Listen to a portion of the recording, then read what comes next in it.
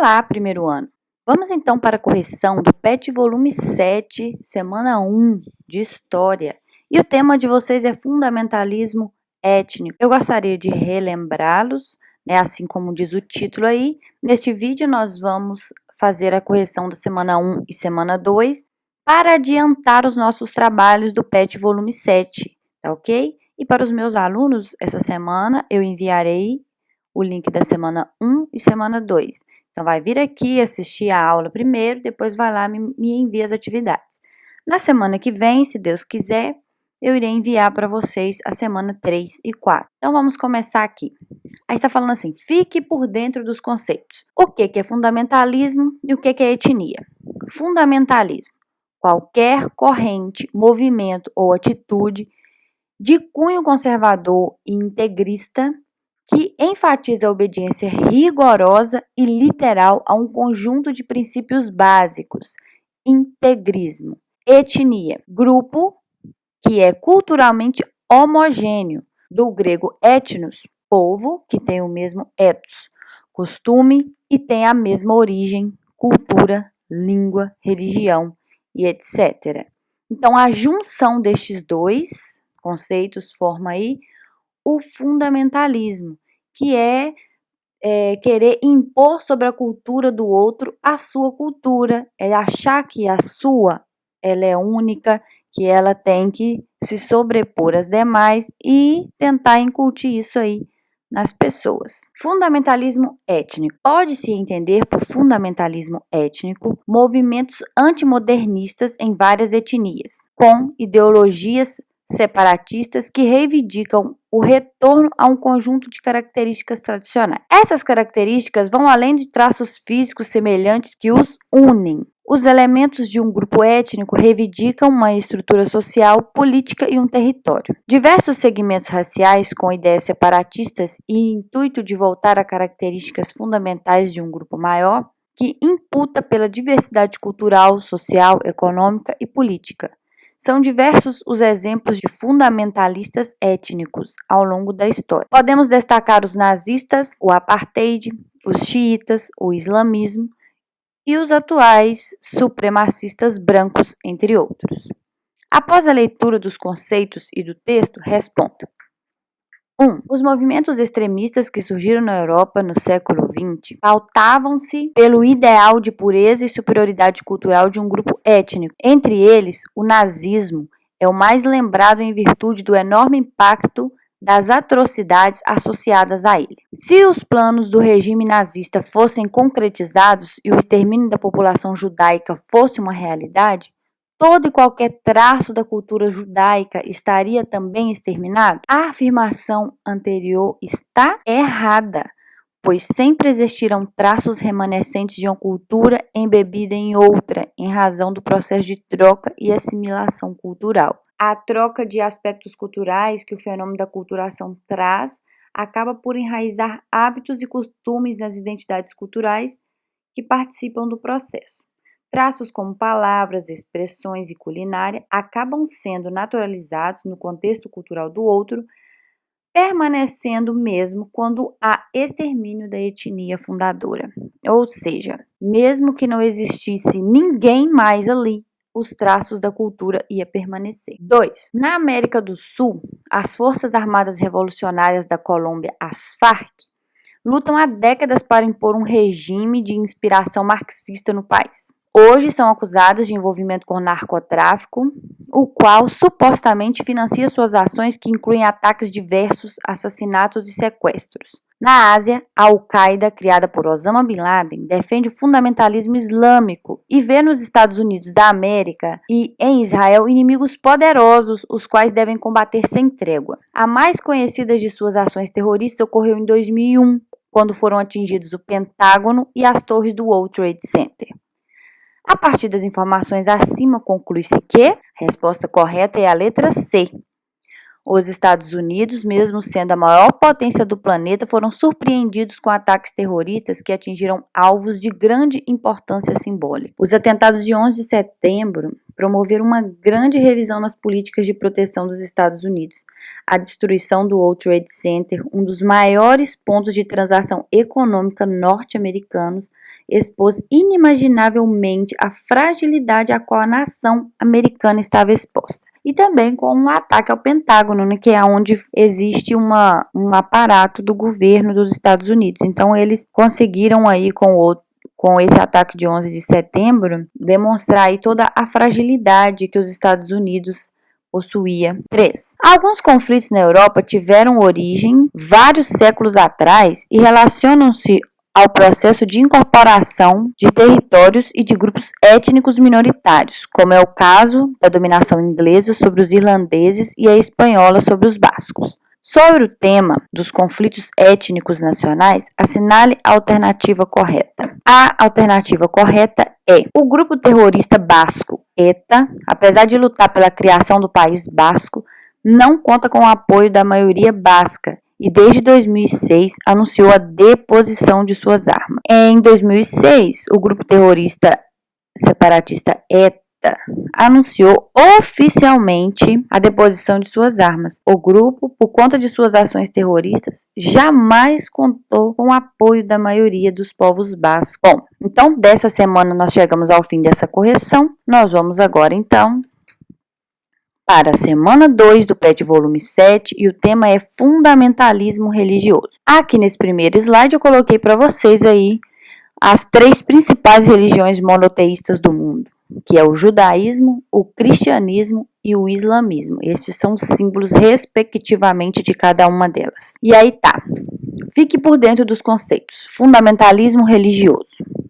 Os fundamentalistas não são mais conservadores e literais seguidores de uma religião.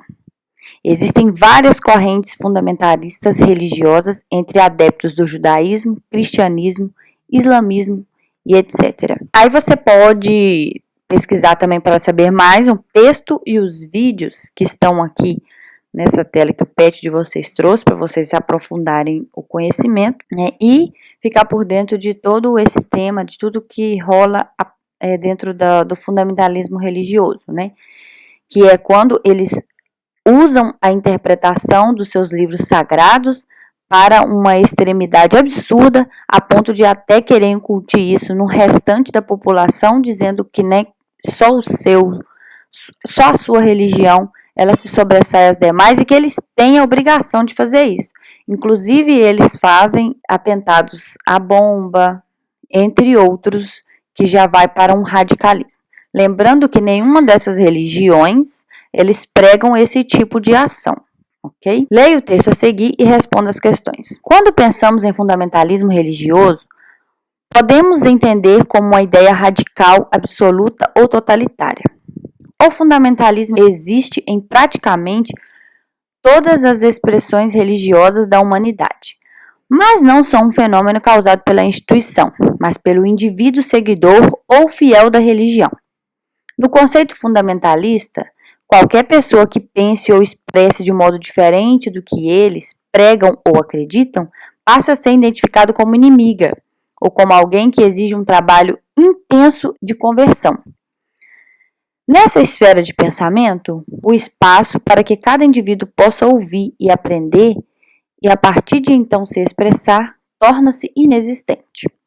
Então, número 1. Os movimentos fundamentalistas, que tudo querem subordinar à lei islâmica, a Sharia, são hoje muito ativos em vários países da África, do Oriente Médio e da Ásia. Eles tiveram a sua origem histórica na expansão da civilização árabe durante a Idade Média, tanto ao Ocidente quanto para o Oriente. O ideal de expansão do povo árabe esteve relacionado ao desenvolvimento da chamada Guerra Santa contra os fiéis.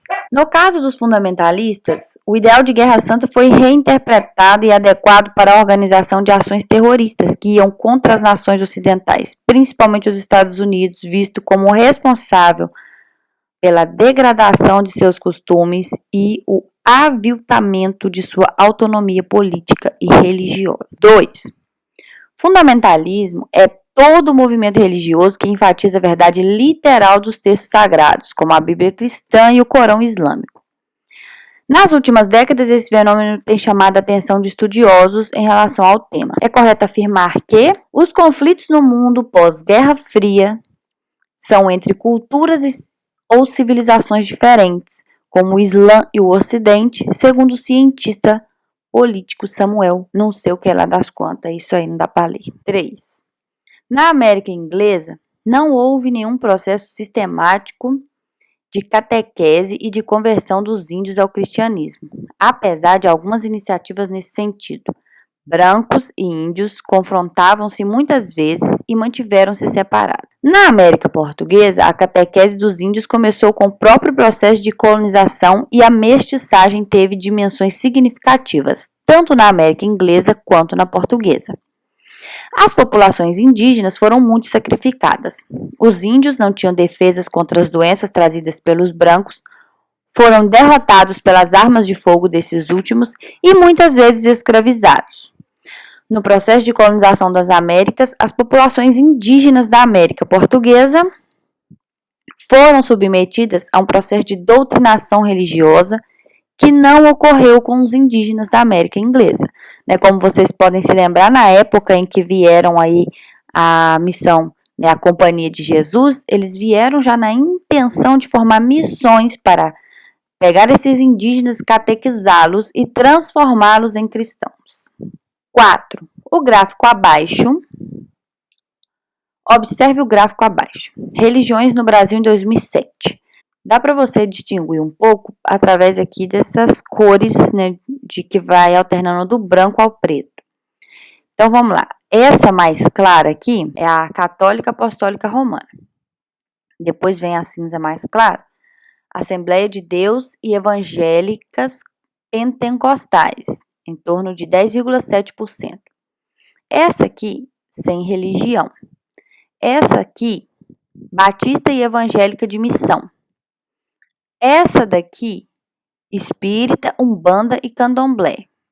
A Umbanda e Candomblé, no caso aí, já são de matrizes africanas. Essa outra mais escurinha aqui, 0,7%, Testemunho de Jeová. E a última aí, mais escura, 1,4%, é Católica Apostólica Brasileira e outras religiões. Uma explicação de caráter histórico para o percentual da religião com maior número de adeptos declarados no Brasil foi a existência, no passado colonial e monárquico, da relação de integração entre Estado e Igreja. Tanto, gente, que no início da colonização do Brasil, bastava a pessoa dizer que era praticante da fé católica para ela ser aceita dentro do país. Eles não olhavam se tinha doença, se estava passando mal, ou qualquer outra coisa. Bastava dizer católico que ele era bem recebido. Então, e com o passar do tempo, teve essa relação aí de Estado e Igreja. Tanto que era a Igreja a responsável por fazer registros de nascimento das crianças, registro de casamentos, registro de mortes. Somente depois de muito tempo e essas decisões passaram a ser controladas agora pelo Estado. Hoje você vai no cartório para registrar um casamento, um nascimento ou uma morte. Antes não, antes você tinha que ir na igreja. Então é isso, meus queridos. Se foi útil, curte, se inscreva, compartilhe esse vídeo com seu colega que precisa adiantar esses PETs. E eu espero você na próxima semana com a correção do PET volume 7, semana 3 e semana 4.